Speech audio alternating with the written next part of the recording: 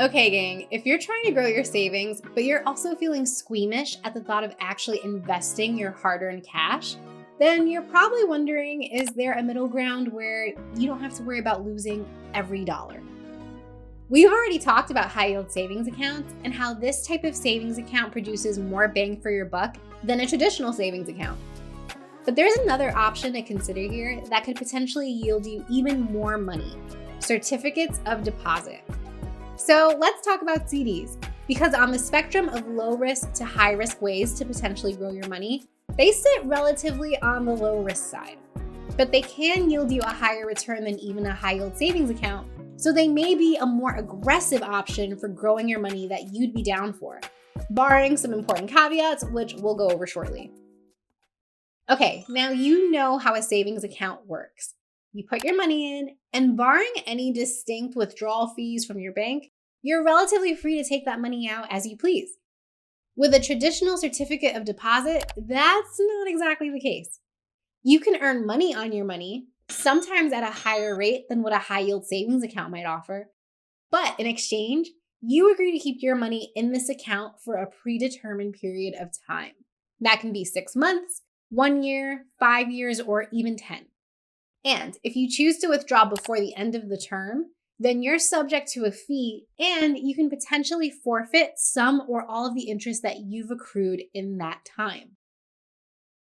Now, why would anyone handcuff themselves to an arrangement like this? Well, like I said, CDs can offer higher interest rates on your balance than a high-yield savings account at times. But the other big benefit can be the fact that those rates are typically locked in. So whereas savings account rates fluctuate based on whatever's happening with the federal government, the CD rate you sign up with is locked in for the term of your CD. Again, typically, but always read the fine print. So let's say the rate when you sign up is 5%. You put your money into the bank and your term is for 1 year, regardless of whatever else happens with the Fed or with interest rates. So let's say interest rates nationally plummet. You are guaranteed to earn 5% for the length of your CD term, regardless. Now, the flip side to this is also true. If you lock in at one rate and then interest rates shoot up across the country, then you're still locked in at that lower rate. And in theory, you might have been better off with a high yield savings account since those rates are correlated with the Fed.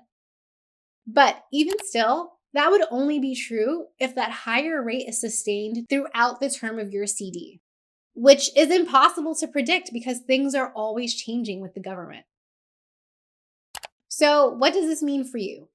Short version, CDs work best when you have little risk appetite, a lump sum of money, and when you know for a fact that you won't need to touch that cash whatsoever until the term of your CD expires.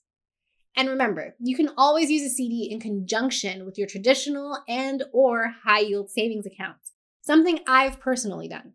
So it doesn't have to be all or nothing. And in fact, I wouldn't recommend even looking at a CD before you've stocked a savings account with at least an emergency fund's worth of cash. Gang, I hope this video taught you something new about CDs and your saving options more broadly. If this video was helpful, please give it a thumbs up, and for more tips, be sure to subscribe.